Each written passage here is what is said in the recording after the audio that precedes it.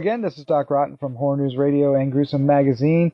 Joining me tonight is the one and only Paul Cardullo. He's here to talk about another fantastic film festival and a film that played at that film festival. In fact, we're talking about two film festivals. Back to back, we caught this film at a pair of recent film festivals that Paul is going to tell us all about. And the film is Family Possessions. Paul, how are you doing? Pretty good. How you doing, Doc? I'm doing good. So the first film festival we caught this at was GenreBlast. Tell us just a little bit about that. Well, GenreBlast is a genre film festival, so it covers not just horror films, but sci-fi and action and all sorts of different genre films. And that's in Winchester, Virginia, and this was their second year. And then the other film festival we caught it at was Wreak Havoc, and this was, I believe, their third year, and that's at the Carolina Theater in Greensboro, North Carolina. So this is unique, where we've basically saw the same film in a matter of 2 or 3 weeks of each other, correct? Right, just a few weeks. So it'll be interesting to hear how it played a second time. So tell us a little bit about Family Possessions. Family Possessions, it's written and directed by Tommy Faircloth, and it stars Leah Wiseman as Rachel, a young woman who inherits this creepy old house from her grandmother, and she moves in there with her family. And strange things start happening around the house, and she starts also hearing that there are rumors around town that her grandmother may have been a witch. And creepy things happen is probably the best way to round it out. So tell us what you thought of Family Possessions, and does it appeal to horror fans?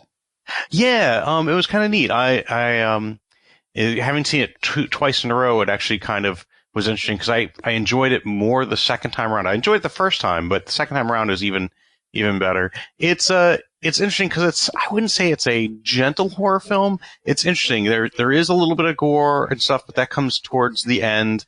But it's more this sort of got this interesting family drama wrapped in it, which is actually integral to the plot, which was kind of neat. But it's just kind of creepy and atmospheric, and so it plays really nice the second time around. There's a bit of humor spread throughout it, which is kind of nice. It kind of breaks up a little bit of the tension as well. But one of the interesting things about the film also to note is that it's got two 80s horror stars in there. You've got, I'd call them extended cameos. So you have Felissa Rose, who from Sleepaway Camp, and she plays the mother of one of Rachel's friends. And then you've got Mark Patton in his first horror movie since being in Nightmare on Elm Street Part 2. And he plays one of the people who work at the coffee shop, and he has a lot of fun with that role. So it's really kind of neat to see the two of them in there. They have a really kind of a fun time in there, and just these really kind of extended cameos. Yeah, I remember that you said that the difference between the two viewings is that the crowd at GenreBlast took it far more seriously than the crowd at Wreak Havoc, which had a great time with the humor. Oh, yeah. I think it was interesting. One of the crowds didn't seem to pick up the humor so much as the second crowd, which I think made it a little bit more enjoyable because there's definitely some fun little bits in there. And you have to kind of not take it as such a straight, serious film, because it's kind of fun. And it's got a nice little twist at the end, too. It's got a nice real payoff. All right, well, let's wrap this up with your score, 1 to 5, and your favorite scene. I'd give it a good solid 3.75. It's a little bit lower because it could use just a little bit of trimming. But other than that, it works real well. One of my favorite scenes is actually kind of earlier on. It's kind of neat.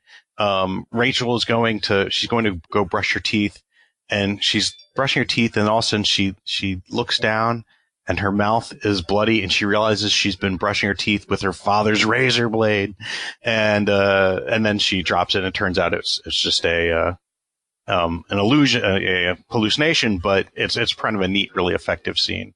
Overall, it's a fun little film. I'd say it's kind of fun to watch. You could actually watch it with maybe like some younger, like maybe a preteen who's just really wanting to get into some horror movies too, because it's kind of eases them into some of the more horrific aspects. So it's really kind of fun. Excellent. Well, Paul, thank you for another great review. Let's say goodnight. Good night, Doc. Be sure to visit GruesomeMagazine.com to listen to the other gruesome podcasts, Hard News Radio, and Decades of Horror. Also check out the Gruesome Magazine Quarterly, available in digital and print-on-demand format.